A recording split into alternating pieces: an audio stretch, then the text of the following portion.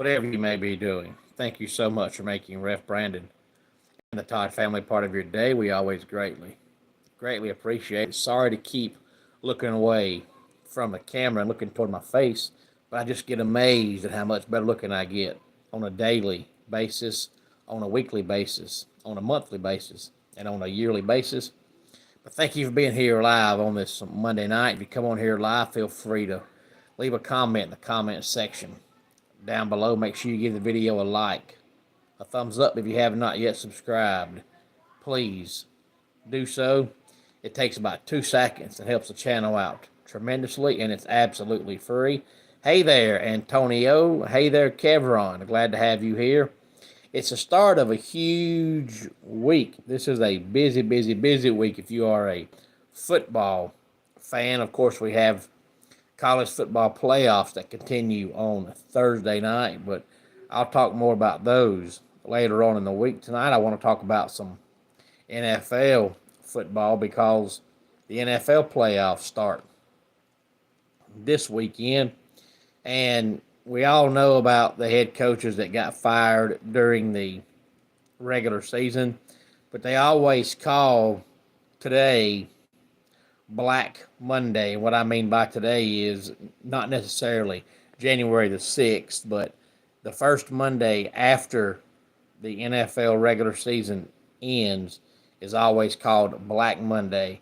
Antonio, you were mad the Falcons lost. Well, I hate they lost to the Panthers if you're a Falcons fan, but the Panthers are actually showing signs of improvement. They were a lot better this year than they were last year, and Bryce Young actually looks like a quarterback in the NFL for a change.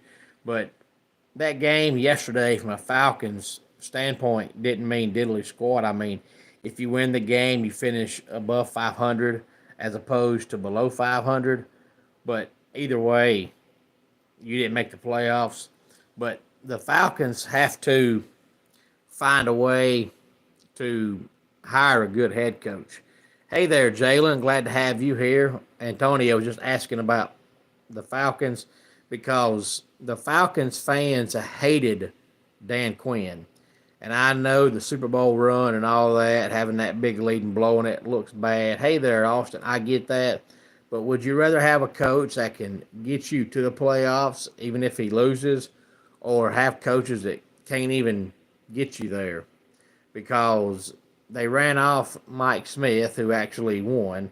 They ran off Dan Quinn, who actually won. And now they have better talent than they had during the Mike Smith years, during the Dan Quinn years, and now they can't win. But I've said multiple times here on the channel that if you were going to give me the option of Arthur Smith or Raheem Morris, I'm picking Arthur Smith all day long. I do not like Raheem Morris at all. As soon as they hired Raheem Morris, my thought process was, what are you doing? You fired Arthur Smith to hire Raheem Morris. At least with Arthur Smith, he stood on the sidelines with a clipboard in his hand to where it looked like, even if he wasn't, it looked like he was reading play sheets, reading play calls, and he was trying something. With Raheem Morris, I've never seen a clipboard. I've never seen a pen. I've never seen a play sheet. I've never seen him talk in the headphones. He don't talk to the players. I don't know anything that Raheem Morris does on game day. If he does anything, you can't tell me he does. I am doing fantastic, Marcus, as always. Thank you for asking. Hey there, Ariana or Ariana. Glad to have you here. But today's Black Monday hasn't been that bad because the Patriots fired Gerard Mayo, but that was yesterday, almost immediately after the Patriots game ended. The only coach that's been fired today is the Jaguars coach, Doug Peterson. Hey there, John. Glad to have you here. Now, the Giants said they were going to bring back their coach, Brian Daboll, or some say DeBoll.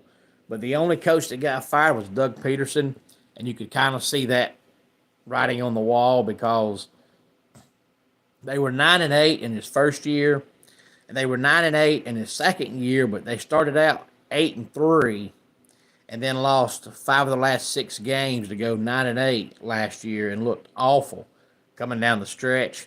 And then this year they were 4-13, and they've got too much talent to be that bad. And if they don't hurry up and find a good coach, they're going to ruin Trevor Lawrence. And if he has any chance of ever being good, we're not going to see it.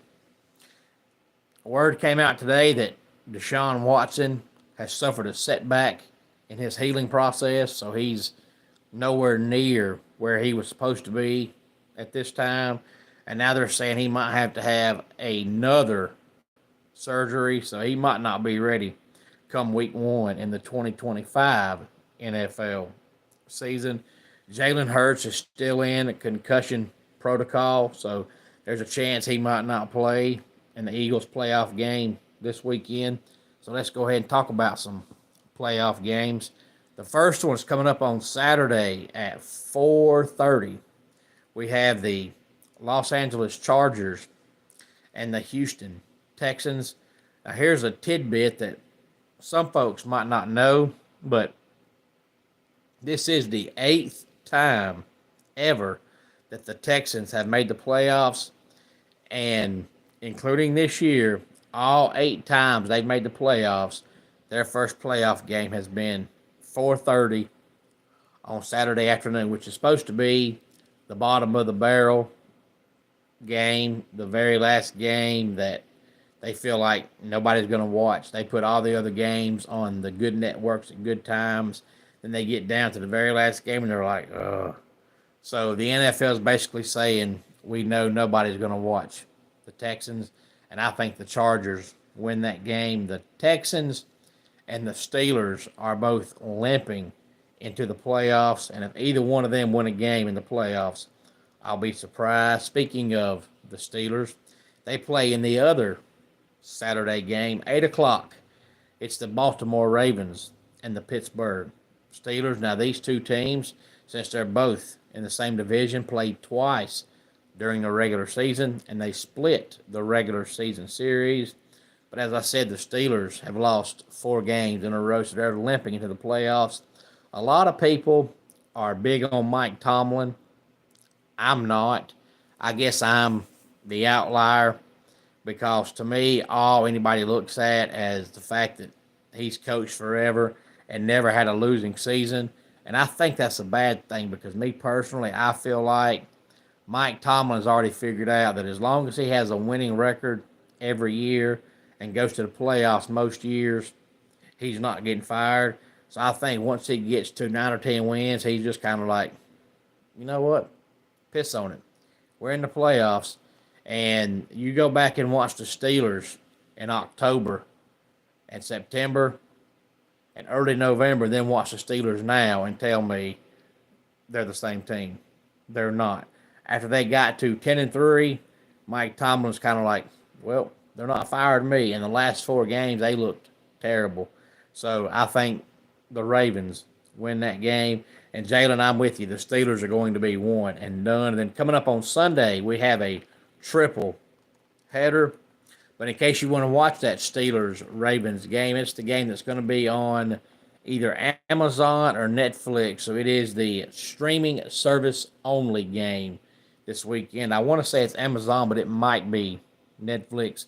I'll go back and check later on. But Sunday at 1 o'clock, we have the Broncos and the Bills. And this is the only game that on paper I look at and say, it's going to be a blowout. I think the Bills blow the doors off the Broncos, but I could be wrong. You never know.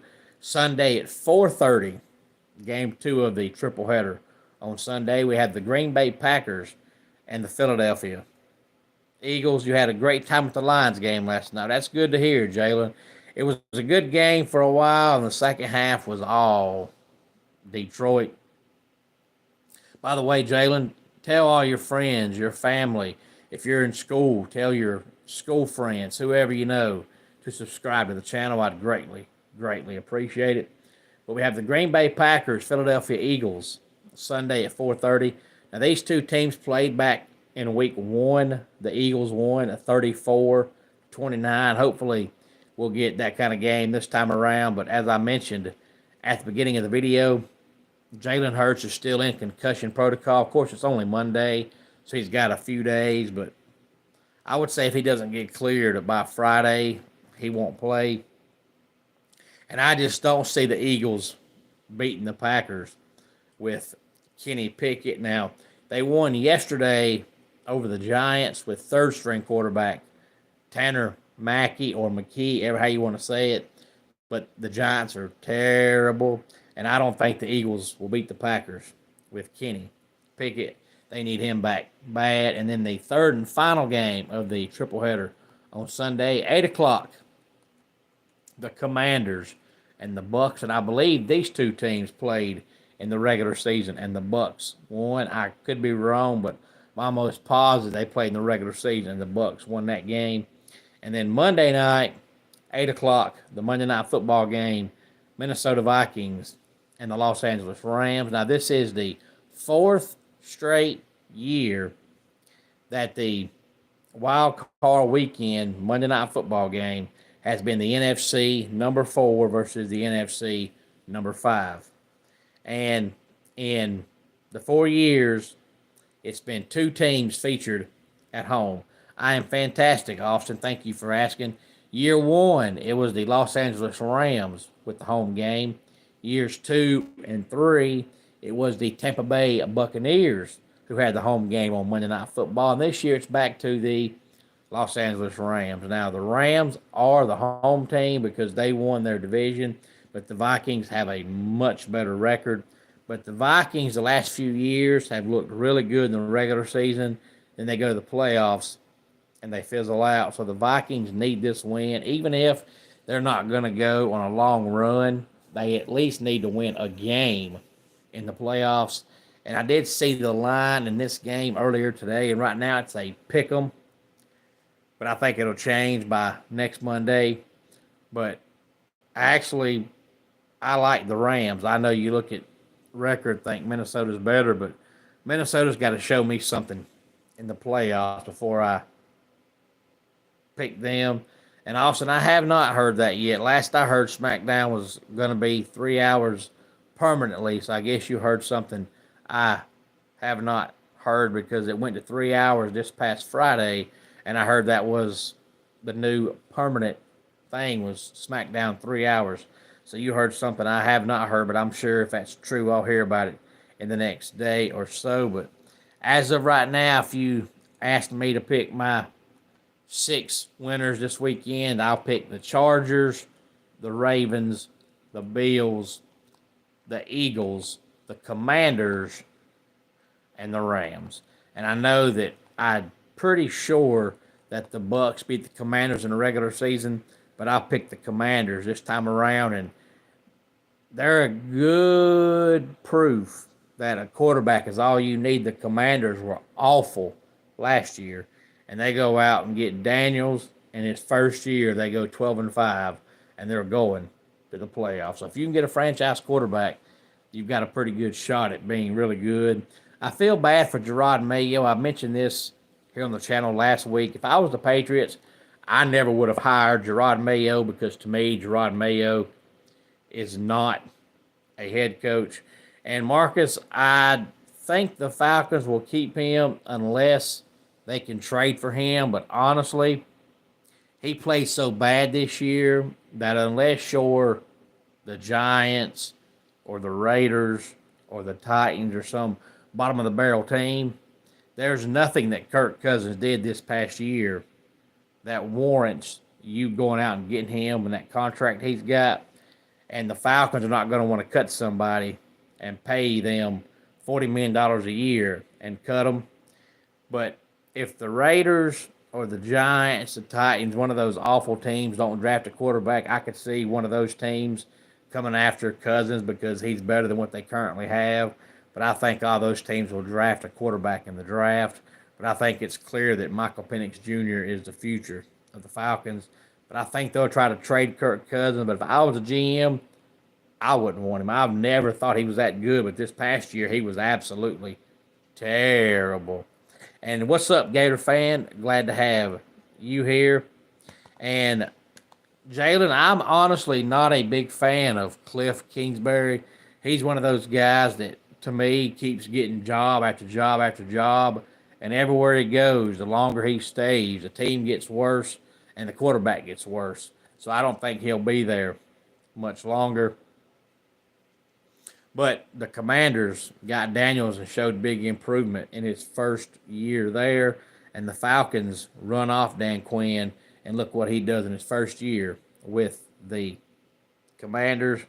And I think, honestly, Marcus, the Falcons, the owner, needs to sell the team. I've never been a big fan of him, but in my personal opinion, the longer he stays, the worse they get. I don't think he knows what he's doing. They've already changed general managers, and it's the same thing. I think it's an ownership thing. I think the owner needs to sell the team and just get out the way and let somebody that knows what they're doing halfway run the team. But those are my 6 picks for NFL wild card weekend. As I said, we'll talk about the college football playoff games coming up later on in the week. Any thoughts on any of this?